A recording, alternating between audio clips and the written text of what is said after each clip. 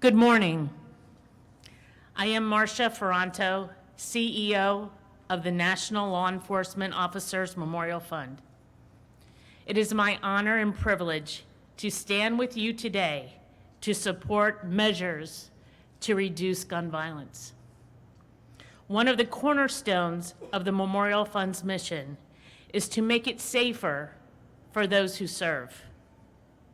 We see the tragic results of gun violence on the walls of this memorial and in the Hall of Remembrance in our museum adjacent to us.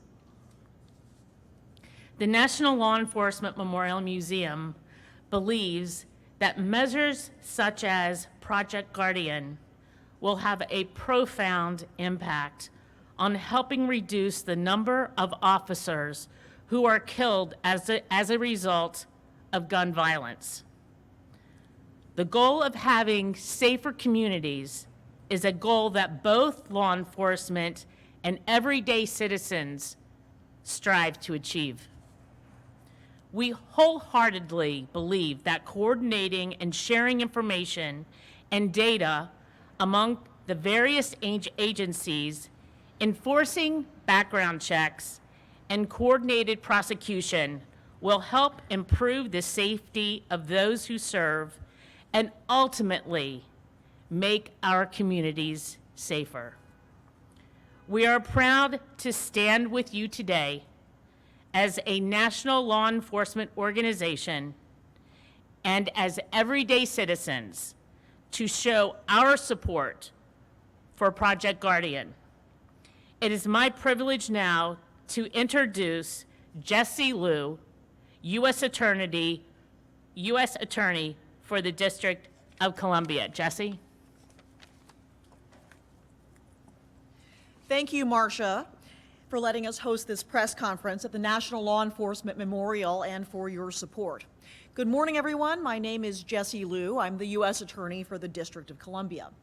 I'm very honored to be here today with our partners from the Eastern District of Virginia, the District of Maryland, the Western District of Virginia, the Bureau of Alcohol, Tobacco, Firearms, and Explosives, the Virginia State Police, and the Metropolitan Police Department to discuss Project Guardian DMV, a new initiative designed to reduce gun violence and enforce federal firearms laws across this region. Yesterday's shooting at a high school in Santa Clarita, California is an unfortunate example of the gun violence that continues to plague our nation, both across the country and right here at home. The correlation between the availability and the use of illegal guns and violent crime is undeniable, and we still have more work to do to protect our communities. I can't stress enough how important it is for us to work with our federal, state, and local partners to address gun violence. Project Guardian emphasizes our commitment to work with all of those partners to address violent crime in D.C., Maryland, and Virginia. The goal is to ensure that federal investigative and prosecutorial resources are focused where they will have the most impact in reducing gun violence in our communities. We will also continue to aggressively investigate and prosecute those who commit criminal offenses using firearms, those who illegally traffic in firearms, and those who illegally possess firearms across this region. I will now turn it over to U.S. Attorney Zach Terwilliger from the Eastern District of Virginia to tell you more about this new initiative. Thank you. Thank you, Jesse. Thanks to all of you. I know you have a lot of different stories going on right now. You could be a lot of different places, and I really appreciate the media coming out to cover what I consider a deadly serious issue, and we're working to solve it. So thank you for being here. Thank you to the National Law Enforcement Officers Memorial Fund for allowing us to use this hallowed ground to announce these increased efforts at fighting violent crime and combating gun violence. We make this announcement today with the names of those who have given that last full measure of devotion etched on the walls behind us, watching us and asking, what are we going to do with the sacrifice that they've made? So thank you to all the men and women in law enforcement and their families who put themselves in harm's way. I'm exhilarated and humbled to be here today to announce Project Guardian DMV, District of Columbia, Maryland, Virginia edition. This is an incredible opportunity to take important and meaningful steps forward to combat gun violence under Attorney General Barr's national program, Project Guardian. 4 months ago, on a muggy Thursday in July, U.S. Attorney Liu and I, along with Sean Benedict and Chief Newsham from Metro PD and Sean Benedict from ATF, we formalized a partnership between the District of Columbia and the Eastern District of Virginia to combat gun trafficking, straw purchasing, and the flow of firearms into the District of Columbia. I'm excited today because based on the Attorney General's call for us to keep pushing, do more, expand your efforts, we are now pushing that anti-firearms trafficking initiative to the District of Maryland with my colleague Rob Hur, and to the Western District of Virginia, my partner in the Commonwealth, Thomas Cullen. As U.S. attorneys, we represent the highest federal law enforcement official in each of our respective divisions. That total population of the DMV states is 15.1 million people. So thank you to U.S. Attorneys Cullen and Hur for their willingness to partner. Further, as I said 4 months ago, we are federally serious about this issue. If you lie and buy a firearm for someone else, you will be prosecuted with a felony. If you lie and attempt to buy a firearm, known as lying and trying, you will be prosecuted with a felony for the attempt. If you are prohibited from possessing a firearm and do so, you will be prosecuted with a felony.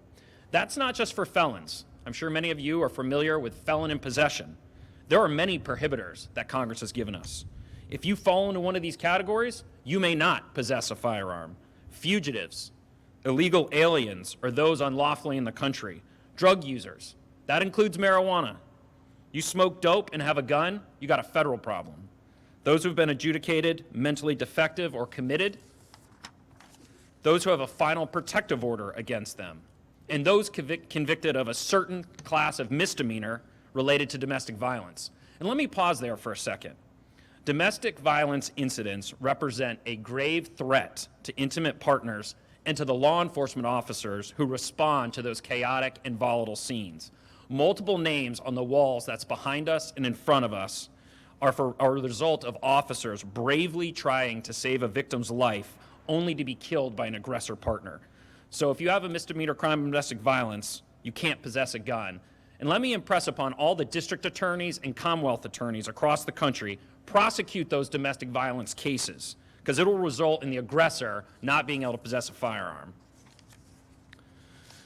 We've already been hard at work since we made this announcement in July.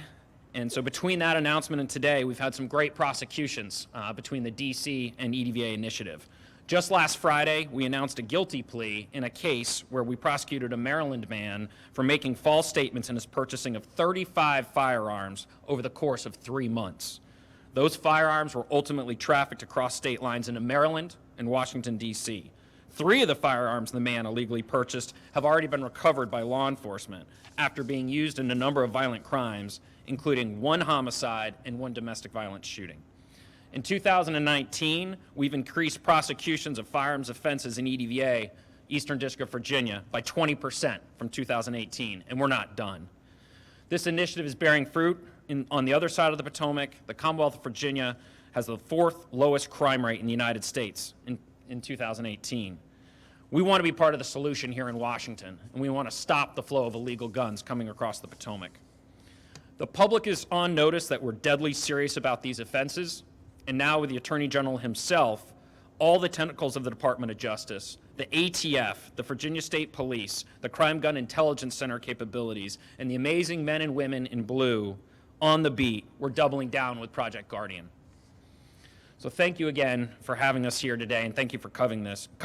I want to welcome and thank my colleague and partner, U.S. Attorney Robert Hur for the District of Maryland.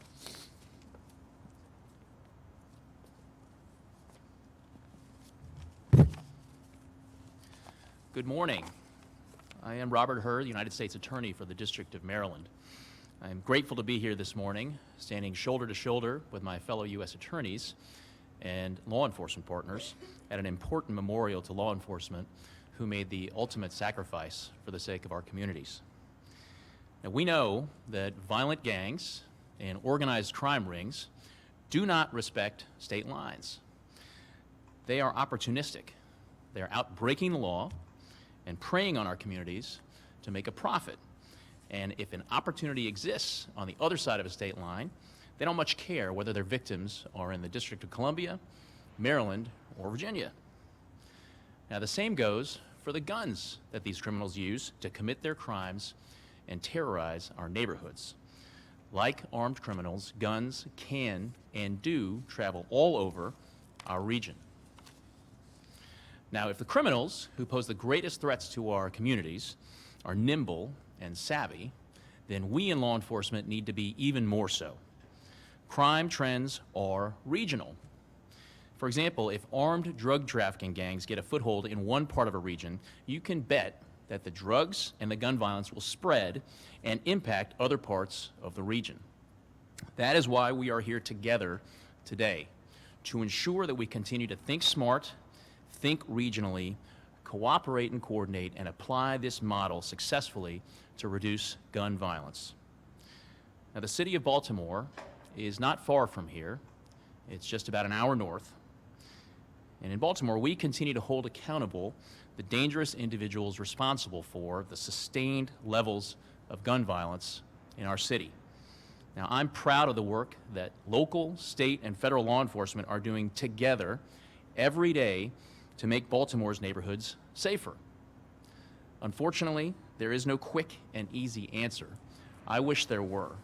But together, we are doing what needs to be done. For example, earlier this year, a repeat offender in Baltimore was sentenced to 15 years in federal prison on charges of unlicensed dealing in firearms and illegal possession of firearms and ammunition. Mr. Terrell Elliott used Instagram to sell guns illegally, including to minors. He admitted to dealing in firearms less than 2 months after his release from prison for a first-degree assault conviction in Howard County, Maryland. He knew that he was selling guns to customers who wanted to use those guns to commit robberies and drug dealing. We are holding accountable people like Mr. Elliott who, driven by greed, put guns in the hands of people who are intent on violence. Another case illustrates how armed drug dealers cross jurisdictional lines here in the DMV region. A couple of months ago, 2 armed drug dealers were sentenced in Maryland to 20 years in federal prison and over 11 years in federal prison. These drug dealers lived in D.C., they sold drugs out of hotel rooms in Arlington, Virginia, and College Park, Maryland, and murdered a co-conspirator whom they suspected of stealing drug proceeds from them. Now, thanks to the partnership between law enforcement in all 3 of these jurisdictions, law enforcement arrested these men and recovered loaded guns, distribution quantities of drugs, and thousands of dollars in cash. Project Guardian is also about ensuring that law enforcement nationwide get everything we can out of the ATF's modern intelligence tools and technology, especially NIBIN. NIBIN is a truly amazing tool that compares ballistic evidence to solve and connect the dots between guns that have been used in multiple shootings. It allows us to link guns that have been used at multiple crime scenes, helping us build cases and take guns off the streets before they're used in another shooting. In Maryland, we are using NIBIN to great effect. NIBIN leads, for example, were critical in our successful prosecution of a very violent Bloods gang called MMP. During the course of this case, we convicted 25 gang members and seized 42 guns. And last week, gang leader Dante Bailey was sentenced to life in federal prison, and fellow gang member Jamal Lockley was sentenced to 30 years in federal prison. This gang terrorized Baltimore City and Baltimore County through murder, extortion, witness tampering, witness retaliation, conspiracy to distribute drugs, and drug distribution. All of us represented here today, and many, many more of our partners in law enforcement who are not, are absolutely committed to reducing gun violence and making our communities safer. At this point, it's my pleasure to introduce Mr. Thomas Cullen, United States Attorney for the Western District of Virginia. Thank you. Thank you, Rob, and good morning. My name is Thomas Cullen. I'm the U.S. Attorney for the Western District of Virginia. I'm here today primarily because too many guns from Virginia are ending up on the streets of D.C., Baltimore, and other cities in the Northeast. This is tragic and it's unacceptable, and together we need to do more to solve this particular problem. I want to applaud U.S. Attorney Liu and U.S. Attorney Terwilliger for starting this initiative last summer. I think it furthers one of the key goals that Attorney General Barr promulgated through his Project Guardian announcement this week. That is to focus particularly on prosecutions involving false statements during the acquisition and the attempted acquisition of firearms, the so-called lie and try, lie and buy, or straw purchaser cases. Now, historically, the department has not always prioritized these particular cases, but in this day and age, as part of this initiative, we are doubly focused on these types of cases because they're important. And I want to just briefly illustrate why, a case that we did in our district within the last year. A defendant by the name of Harold Gaines, who was from the greater D.C. area, recruited 4 individuals from the western part of Virginia, rural western Virginia. And Mr. Gaines, in a conspiracy, persuaded these 4 individuals to acquire 43 firearms for him. And this network of individuals visited primarily one FFL in the western part of Virginia and purchased 43 firearms. Since that time, 3 of those firearms have been recovered by law enforcement. One was recovered during the search of a homicide suspect's residence in Maryland. A second firearm was recovered by police in Washington, D.C. during a domestic assault. And a third was recovered in the possession of a prohibited person. Goodness knows where the rest of those firearms are, but I think logic and common sense tell you that they're probably in this region as we speak, and that's unacceptable. So I'm really pleased to be part of this initiative. We are tasking folks in my office to work closely with our counterparts in D.C. and Northern Virginia and in Maryland in order to trace these firearms back to the folks who are responsible for acquiring them in Virginia, and we're going to hold them accountable under federal law. And with that, I'd like to introduce my counterpart from ATF, the Special Agent in charge of the Washington Division, Sean Benedict. Thank you, Thomas. Thank you all for being here, and my partners with me, behind me, for the continued collaboration. So, Sean Benedict, Special Agent in charge, ATF's Washington Field Division. I just want to talk about Project Guardian just a little bit. There's 5 elements involved with this initiative. The first is coordinated prosecution. So ATF referred over 500 firearms-related cases in Washington, D.C. and the Commonwealth of Virginia over the last year. Of those cases that were accepted for federal prosecution amongst the 4 U.S. attorneys, actually 3, and then Baltimore would increase that number, we had a 99% indictment rate, and we had a 93% conviction rate. That means we're making strong cases against the right targets, and we're in sync with our U.S. attorneys. And that's also a great use of taxpayer funds. We're trying to be as efficient as possible with the resources that we have. The second part of this is enforcing the background system. When folks go into gun stores to buy guns and they're ultimately denied, what happens to those cases? Fortunately for us, in the Commonwealth of Virginia, the Virginia State Police conducts those backgrounds. We do not utilize the NICS system in that fashion. And I want to thank Captain Greg Kincaid from Virginia State Police for being here today. His department and that whole infrastructure in Virginia received thousands of denials over the last year and referred and prosecuted thousands of cases, folks that were trying to buy guns, lying and trying in the state system. So a very efficient and a great partnership there. Improved information sharing. So the U.S. attorneys and the ATF and our state and local law enforcement partners are vetting cases even more vigorously than before. We're looking at cases that are recovered in local crimes on car stops and other types of events, and looking to see if there's ballistic comparisons with the guns that were recovered, looking for short time to crime when the guns were purchased and when they were ultimately recovered. It's an enhancement over previous initiatives, and that's a pinnacle central theme of Project Guardian. I want to close by talking about crime gun intelligence. The CJIC, the ATF Joint CJIC, now this is be specific to DC with the Metropolitan Police Department. Our CJIC is responsible for processing and analyzing NIBIN and trace data for the District of Columbia. In FY19, the CJIC received and analyzed a total of 1,338 NIBIN leads and made 1,283 lead notifications with our partnership with MPD. That includes 300 link charts and intelligence analysis. The point is, it's working, it's continuing to work. I'm confident we're going to see results from this enhanced collaboration with the Metropolitan Police Department. The federal, state, and local law enforcement in this region is outstanding. Great partnerships, great communication, and we're just going to continue doing what we're doing, and all of that is in lockstep with our prosecutors from the federal and state systems. At this time, I'd like to introduce Chief Newsham from the Metropolitan Police Department. Ashan, thanks.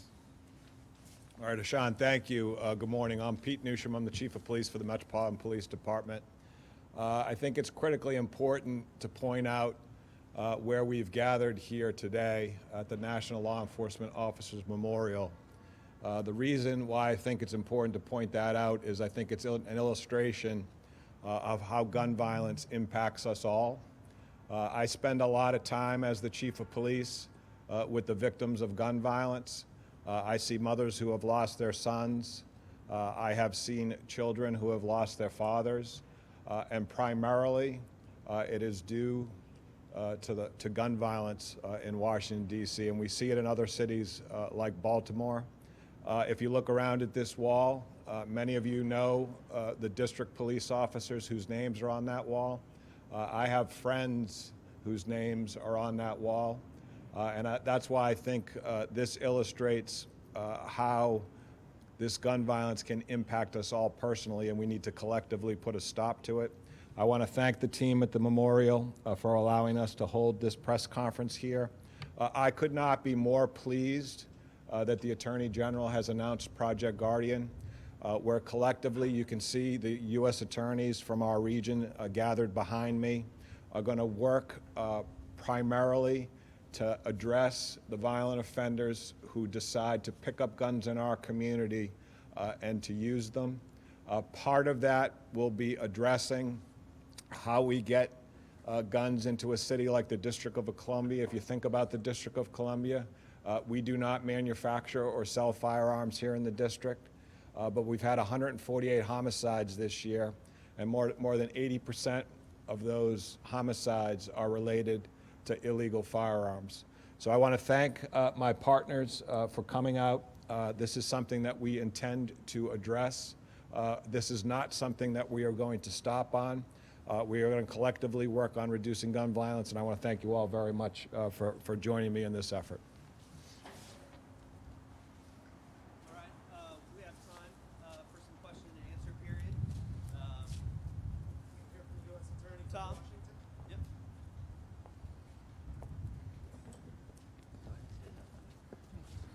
Ms. Liu, we're interested in hearing about the Gazar case. Can you say why you took 2 years to decide whether or not to file charges in that case, and why the Justice Department didn't meet with the Gazar family as they have been promised in this case? Well, Tom, it's always very good to see you, but we're not here to talk about that today. We're happy to discuss anything related to Project Guardian or illegal firearms. Chris? Why won't you talk about it? I mean, a lot of us and a lot of the public have a lot of questions about this case. It's dragged on for 2 years.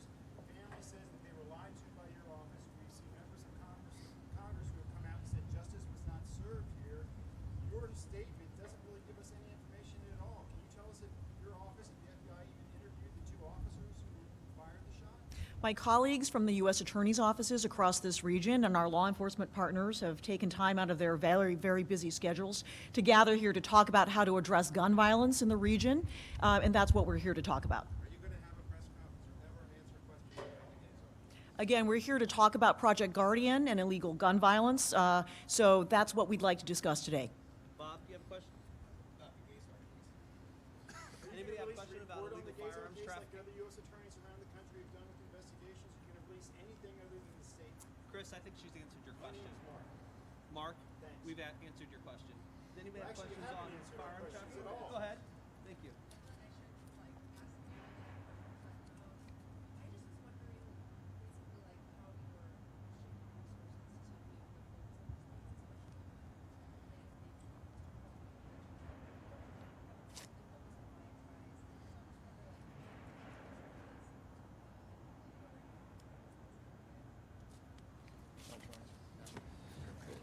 So I think, as you know, this administration, Attorney General Barr, has really prioritized the prosecution of violent crime and gun-related crime. And that's something we've done in the Western District of Virginia. It's something Zach's doing in the Eastern District of Virginia, and they're doing in D.C. and in Baltimore. We have dedicated prosecutors focused on firearms-related offenses. And what we're doing is tasking them with working more closely with ATF when we have these cases involving lying and buying, lying and trying, in order to identify and attempt to prosecute, if we can, everybody in that particular distribution chain. Even if these folks aren't involved themselves in committing violent crimes, based on the recognition that they're responsible for putting these deadly weapons into a stream of unlawful commerce. And a lot of times these firearms end up on the streets and are utilized in the furtherance of drug trafficking and the commission of violent offenses. So we feel like this is exactly what we should be doing as part of a larger initiative addressing violent crime. Is this an extension of what was announced months ago about targeting more rigorously felons in possession of weapons? Is this about either an extension of that program to a broader geographic area, or is it additional steps in addition to that? Yes, so what we announced back in July was increased coordination between the DC U.S. Attorney's Office and the Eastern District of Virginia. And what that means is if you get caught straw purchasing a firearm in Virginia, we'll prosecute you there in Virginia. If you get caught with being a prohibited person in DC with a firearm, Jesse's office will prosecute you. Now what we do is make sure if that individual is prosecuted in DC, the right questions are being asked, and we're utilizing ATF's 21st century techniques between E-Trace and NIBIN to make sure we're getting back to the actual purchaser. It's almost like back when they broke up the monopolies. We're trying to vertically integrate our prosecutions all the way back to the source. The same way you do on any narcotics case. You catch the low-level dealer, you get him to flip on his source of supply all the way back to the cartels. We're trying to do the same thing with firearms, and so we're expanding it geographically. At the same time, thanks to ATF, as well as the resources that Attorney General Barr has given us, we're able to do more. We're getting a NIBIN machine down in Richmond, Virginia. We didn't have one before. We're starting to use the National Correlation Center to make sure when we have shootings that we think may be linked up, we're getting that data in real time. Some of you may be familiar, and Ashan can talk more about this, but when you've got two shell casings, it used to be we would wait, get those compared, you'd have someone with a PhD testify at trial about that connection. Now, thanks to technology, we're able to put two of those casings into something called a brass tracks machine. We can give somebody a day of training, and we use that as a lead generator. So we're not waiting months and months for that information. We're using it in real time. So are you also expanding West Virginia and Maryland now going to also prosecute more of potential cases?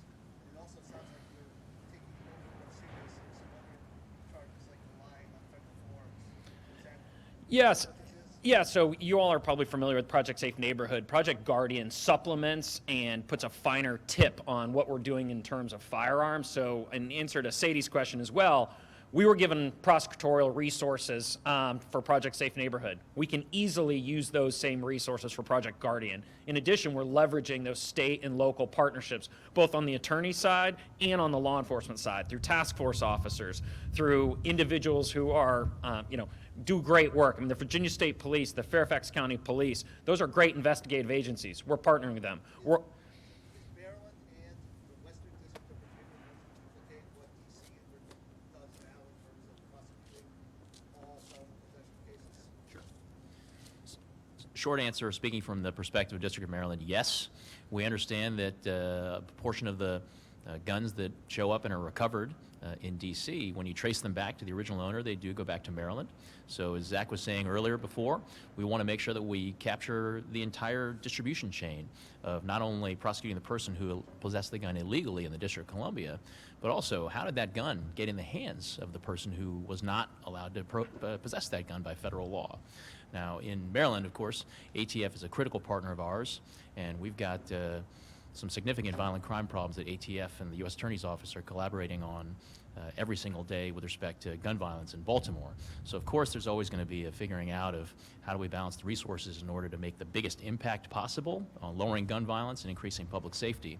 But I think by better systematizing and coordinating what we're doing between the 4 districts represented here today, we hope we can contribute even more to reducing gun violence.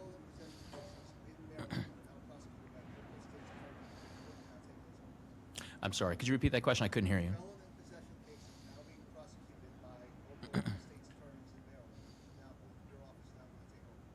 So we have probably for the better part of 15 years had a program in Maryland called Exile, and that program involves very close coordination between the U.S. Attorney's Office and the State's Attorney's Office, for example, in Baltimore, Baltimore Police Department, and ATF, where we are looking at illegal gun possession cases and arrests and determining which of those cases should be prosecuted stateside and which of those should be prosecuted in federal court. So it's been a very successful program. We plan to continue that, and it's an important part of the partnership between local, state, and federal law enforcement in Baltimore. But just by way of comparison, we are on track. We're not at the end of 2019 yet, but by way of comparison to 2018, we are on track in 2019 to prosecute 50% more violent crime cases out of our office originating out of Baltimore City than in 2018. So we've got our foot on the gas pedal, and we're going to keep it there because there's more work to be done by the federal law enforcement in Baltimore. Especially as you mentioned a statistic that you had forwarded 500 cases for prosecution, and you gave us, I believe, the conviction rate on that. How many of those cases, what percentage of those cases were not paid? Do you know that? Off the top of my head, about 26. 26 cases out of 500? That's right. Yeah. And I just want to expand on that last question about the cases. Our initiative is not about filling the federal docket with federal gun cases. We're not taking every felon in possession case into federal court. It's about using the technology with the NIBIN links and the tracing to overlay the right people to bring into federal court. The whole idea of Project Guardian is not to supplant the state system. It's to enhance prosecutions on the most violent individuals. And by doing that, our goal is to reduce violent crime. Zach, your question? Can you say why your office declined or recused from the Gazar case? You know, I think at this point, I don't think I have anything to say related to that decision. That decision actually made before I entered the office, so I wasn't a part of it, and we typically don't comment on recusals, but I wasn't there. Yes, I've been briefed on it, but I don't have any comment on that. Thanks. Any other questions? All right, thank you very much.